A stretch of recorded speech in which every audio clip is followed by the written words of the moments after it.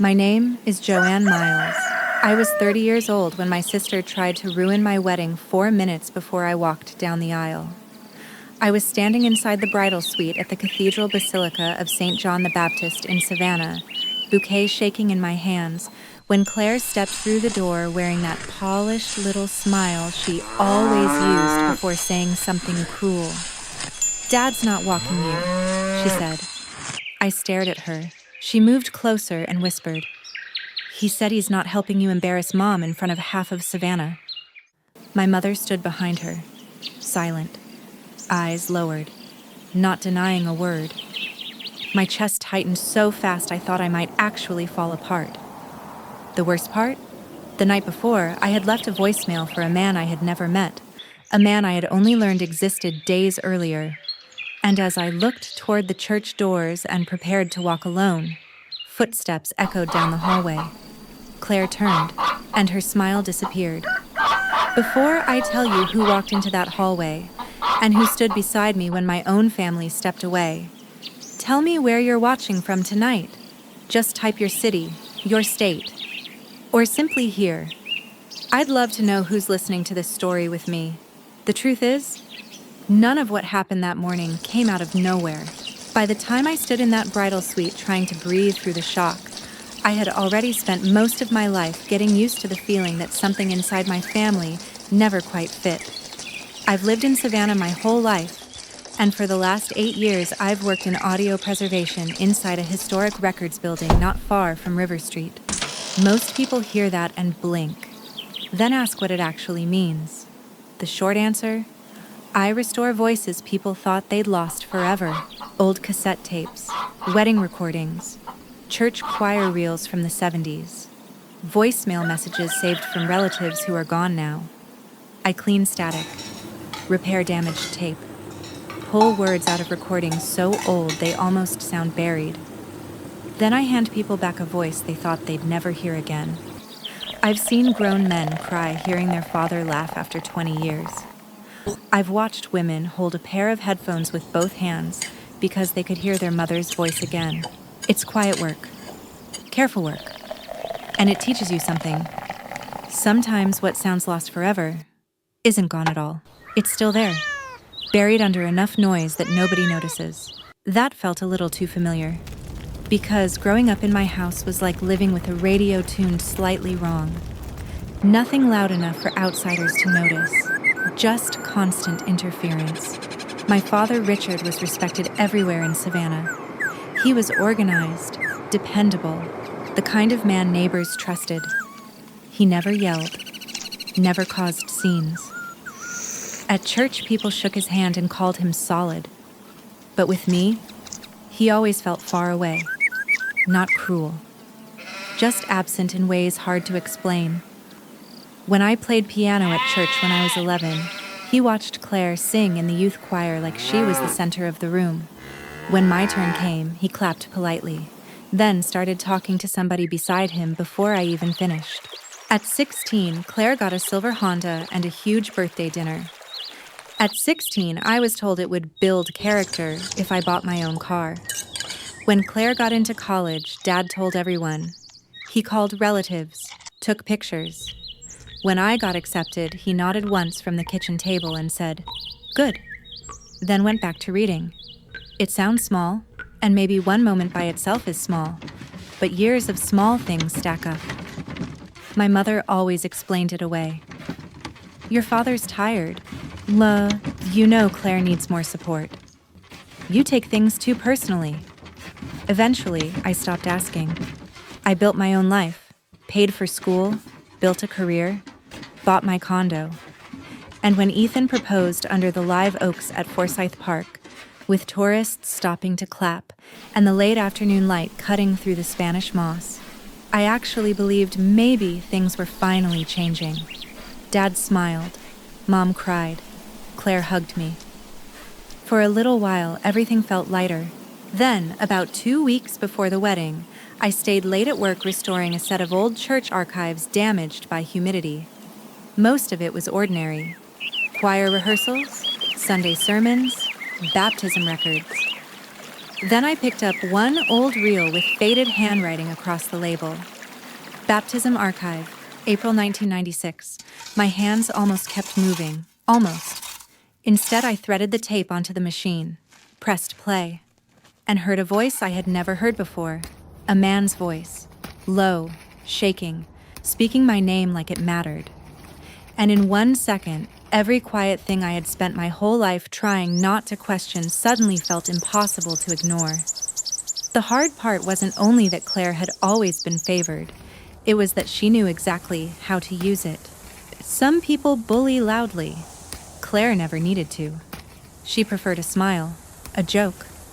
A quick comment said sweet enough for everyone else to laugh, while I stood there trying to decide whether I had actually been insulted.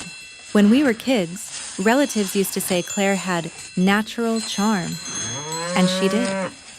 She could walk into any room in Savannah and make people feel like she belonged there. Teachers loved her, neighbors adored her. Even strangers at church somehow remembered her name. And Claire knew exactly how powerful that was. When I was 12 and forgot the words during a youth recital, Claire wrapped an arm around my shoulder afterward and said, loud enough for 3 people to hear, "Joanne gets overwhelmed so easily.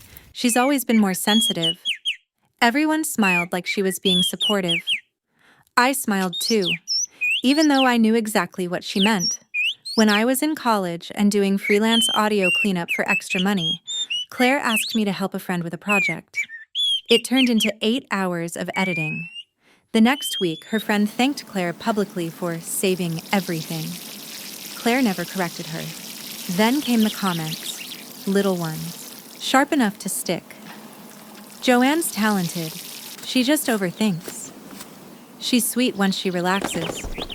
She takes everything personally."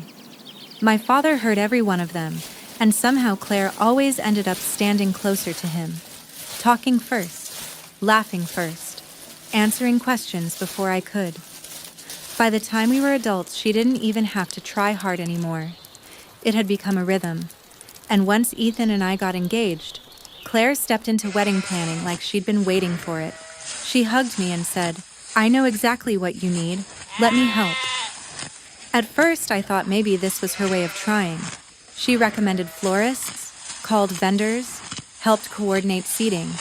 Then little things started shifting.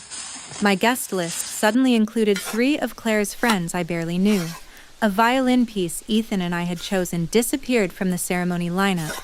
The flowers I picked got changed because Claire thought something looked better.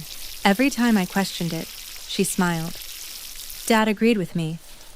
Mom already approved. "Trust me, Joanne." And every single time my father backed her. Not because he checked. Not because he asked. Just because Claire had already framed it first. Then 3 days before the wedding, everything changed. I was home late after work when I realized I'd left one of the archive access folders in my car. I walked back outside and saw Claire standing beside the passenger door, my folder already in her hand. My stomach dropped. She held it up. There were copies of the baptism reel notes inside, the hospital records. A handwritten name circled 3 times, Daniel Carter. Claire looked at me for a long second, then smiled. Not surprised, not confused, just calm, like she'd been handed a weapon. "Wow," she said softly. "So that's what you've been hiding." I snatched the folder back. My hands were shaking. "Claire, don't." Her expression barely moved. Then she said the one thing that made my blood run cold. "You're not seriously thinking about bringing this up during the wedding, are you?" "I'm not."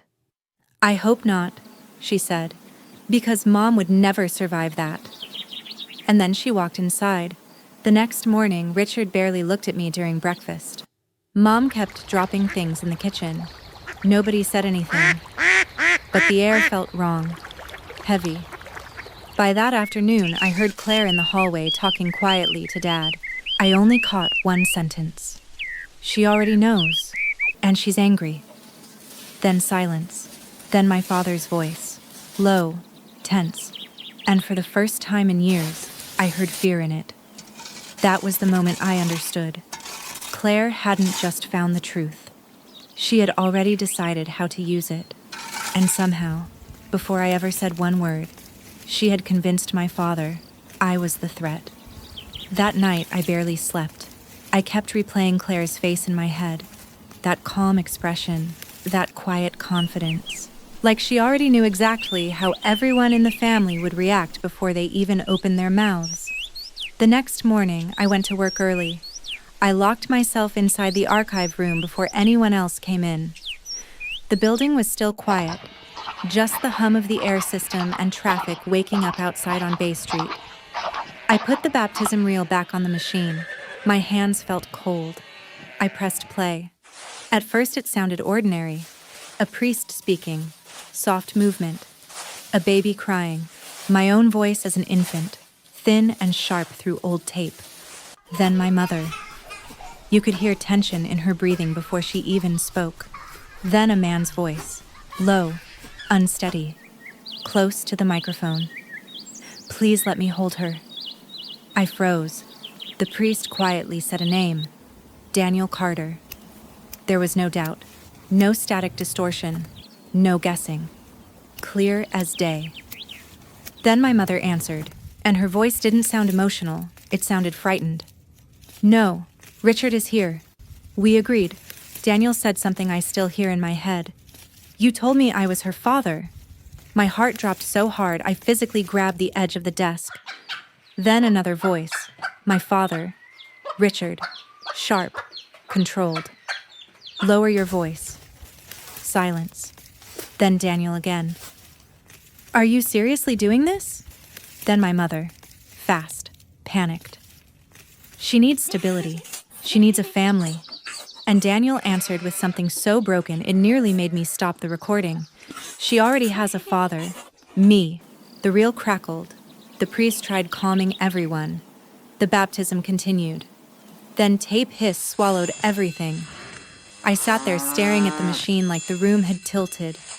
Part of me still wanted another explanation. Some misunderstanding. Some missing detail, but there was more. I pulled the hospital archive copy I had printed the day before, a supplemental birth record, a handwritten emergency contact, Daniel Carter. Then a notarized correction filed later, his name removed. Richard Miles added. My stomach turned. I kept digging. Storage boxes, church correspondence, old parish mail. Then I found the thing that made my hands shake so hard I almost dropped it. A yellowed envelope addressed to Daniel, my mother's handwriting. Postmarked Savannah, April 1996. Inside was one page. Short, simple, cruel. Please don't contact us again. There were complications. Joanne passed away 2 days after birth. We need privacy. Do not come back. I stopped breathing. Actually stopped. My body went cold. I read it again. And again. Then I sat there with tears running down my face before I even realized I was crying. Daniel didn't leave because he abandoned me. He left because someone made him believe I was dead. 30 years. Gone. Because of one lie. And suddenly every memory in my house felt different. Every awkward silence. Every strange look. Every time Dad felt distant. Every time Mom changed the subject. It all snapped together so fast it made me feel sick. Then my phone buzzed. Ethan, I answered. Couldn't speak for a second. He heard it immediately. Joanne, what happened? I told him enough. Not all of it. Just enough. There was a long silence. Then he quietly said, What are you going to do? That was the impossible part. The wedding was days away, guests already flying in, family already involved, everything scheduled, everything moving. And inside me, I felt like the ground had disappeared. I looked at Daniel's name on the letter, at the postmark, at 30 years of stolen time. Then I whispered something I wasn't ready to believe. I think I have to find him. The morning of my wedding started before sunrise. I woke up reaching for my phone before my eyes were even fully open. The screen lit up. No missed calls. No voicemail, no text from an unknown number, nothing. I stared at it for a long second, hoping maybe I had missed something in the dark. But there was nothing there, just my own reflection on the black screen. For a minute, I stayed in bed staring at the ceiling while the first light came through the curtains. A car passed outside. Somewhere, a dog barked. Savannah waking up like any normal Saturday morning. And all I could think was, maybe I had been stupid. Maybe the number was outdated. Maybe Daniel heard my voicemail and didn't believe it. Or maybe 30 years was simply too long. By 8 o'clock, I was at the cathedral, hair pinned, makeup done, my wedding dress hanging in the bridal suite, bridesmaids moving in and out, people laughing in the hallway, the florist bringing in fresh arrangements. Everything looked exactly how I had imagined, and none of it felt real. My phone stayed in my hand almost the whole morning. Every few minutes, I checked it, still silent.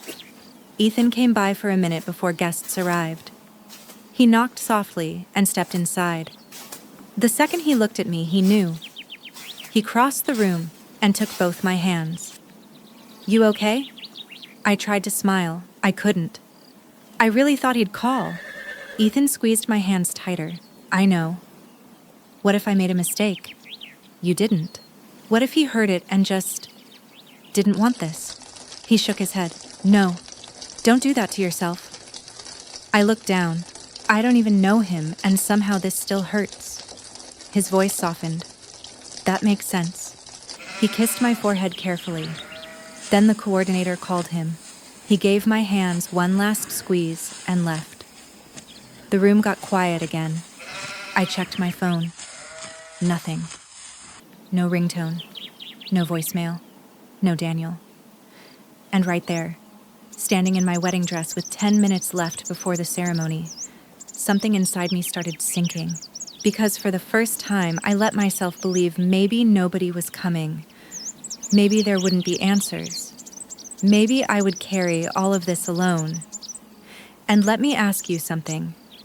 If you were in my place, one day before your wedding, after finding out your mother had lied for 30 years and your real father still hadn't called back, would you stop everything and confront your family right there?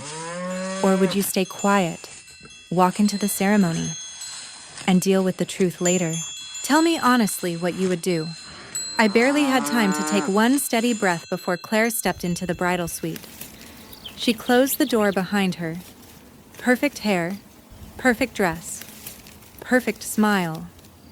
And I knew immediately. She had been waiting for this. She looked at me for one long second, then casually said, "Dad's not walking you." I stared at her. "What?" Claire folded her arms. "He knows you found out." My heartbeat started pounding. "Found out what?" Her smile sharpened. "Please don't pretend with me." I took one step forward. "Claire." She leaned closer. "Dad said he's not helping you embarrass Mom in front of half of Savannah." The words hit like ice water. And then I saw my mother standing behind her. Pale, hands trembling, eyes lowered. She didn't deny it. Didn't say Claire was wrong. Didn't say one word. That silence hurt worse than anything. I looked at my phone one last time. Still dark. Still silent. No call. No message. Nothing. The wedding coordinator opened the suite door. "We're ready." My bouquet shook in my hands. I stepped into the stone hallway trying to breathe, trying not to fall apart, trying to accept that I might really be walking into that cathedral alone. Then, from the far end of the corridor, I heard footsteps. Slow, steady, coming straight toward me. The morning of my wedding started with silence. Not peaceful silence, the kind that feels heavy before a storm. I woke up before sunrise and reached for my phone before I was fully awake. No missed calls, no voicemail, no unknown number, nothing. I stared at the screen longer than I should have, then finally set it down and sat there in bed trying to steady my breathing. Outside my condo window, Savannah was already waking up. A delivery truck rolled past. birds somewhere in the live oaks, the kind of ordinary sounds that usually felt comforting. That morning, every sound felt far away, like I was standing behind glass. By 8 o'clock, I was at the cathedral, hair done, makeup finished, dress hanging nearby, bridesmaids moving in and out, people smiling, talking, someone adjusting flowers, someone laughing down the hall. And somehow I felt disconnected from every bit of it, like I was watching someone else's wedding happen. My phone stayed beside me the entire time, screen up. Every few minutes, I checked it. Still nothing. Ethan came by before guests arrived. He knocked once and stepped inside. The second he looked at me, he knew. I didn't even have to say anything. He crossed the room and took both my hands. "You okay?" I wanted to lie, wanted to smile. Instead, I shook my head, and suddenly tears hit me so hard I couldn't stop them. He pulled me in carefully so he wouldn't wrinkle the dress. I pressed my forehead against his shoulder and whispered. I really thought he might call. Ethan held me tighter. I know. I don't even know him, and I still hoped. That makes sense. What if I made a mistake? He leaned back enough to look at me. You didn't. I tried to breathe. Then he said quietly, "Whatever happens in the next hour, you are not standing alone." That helped more than I expected. For a minute. Then he got called away. The wedding coordinator needed him. The room filled again, and 10 minutes later, Claire walked in. Perfect hair, perfect dress, perfect smile. She shut the bridal suite door behind her, then crossed her arms. I already knew by her face she had something planned. She looked at me for one long second, then said casually, "So Dad won't be walking you?" My stomach dropped. I stared at her. What? Claire tilted her head like she hated having to explain. "He knows you found out." I could barely breathe. Found out what? Her smile sharpened. "Don't do that." My hands went cold. "Claire, Dad said he's not helping you embarrass Mom in front of everyone." The words hit so hard I actually stepped backward, and then my mother appeared behind Claire in the doorway. She looked pale, tired, her hands trembling, but she didn't deny it. Didn't correct Claire. Didn't look me in the eye. That hurt more than anything Claire could have said. I felt my chest tighten, my heartbeat pounding in my ears. Guests were already seated. The music team was lining up. Everything was seconds from beginning, and my father had walked away. Claire watched my face, satisfied. Then she said softly enough only I could hear, "Maybe today isn't the best day to drag old things into the light." I looked at my phone. Still dark, still silent. No call, no message, nothing. And for one awful, crushing second, I believed this was really how it would happen, that I would walk into that cathedral alone, smile, say vows, pretend I was okay. Pretend my life hadn't split in half 48 hours earlier. The wedding coordinator opened the suite door. "We're ready." My hands shook so badly I almost dropped my bouquet. I stepped toward the hallway, trying not to fall apart, trying to breathe, trying to prepare myself to walk alone.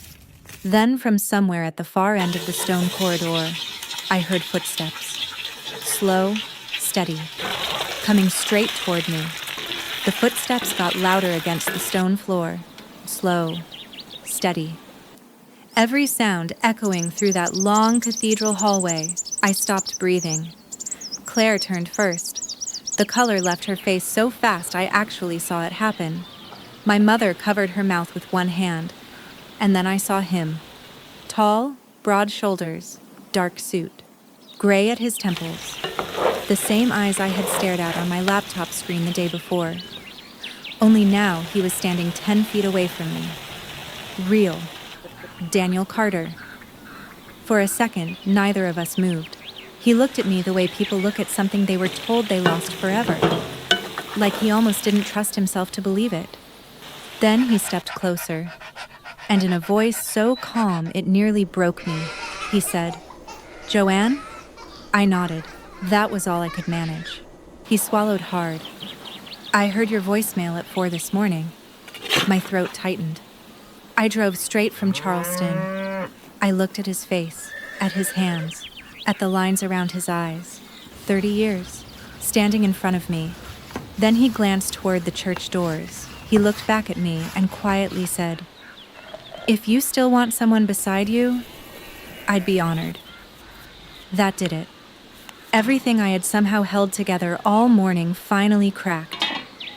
I nodded again and put my hand in his. His hand closed around mine immediately. Warm, steady, solid. And something deep inside me, something I didn't even know had been hurting my whole life, settled. The cathedral doors opened. Music started. The first note of the organ rolled through the sanctuary, and Daniel walked me down that aisle. Not fast, not dramatic, just steady. Like every step mattered. Heads turned, people whispered. I saw Ethan at the altar. His eyes found mine instantly. Then Daniel. And Ethan smiled like he already understood everything without a word. I saw my father in the front pew, standing rigid, hands clenched. He looked like he had aged 10 years in one morning. But he didn't stop us, didn't move, didn't say a word. Claire looked furious. The polished smile she wore all morning was completely gone. My mother was crying openly. Guests kept turning and whispering, but by then I didn't hear any of it. I only heard the music. And Daniel quietly saying under his breath, "You're okay." When we reached Ethan, Daniel placed my hand in his, then stepped back. The ceremony began, and somehow it was beautiful. My voice shook through the vows. Ethan's did too, but we made it through. And when we kissed, the whole room applauded. For a little while, everything felt normal. Then came the reception. Crystal lights, music, dinner. People trying very hard to act like they hadn't all witnessed something unbelievable. I thought maybe we'd get through the night quietly. Then Daniel stood. He didn't tap a glass, didn't ask for attention. He just stood beside our table and spoke clearly enough for the room. I won't take much time.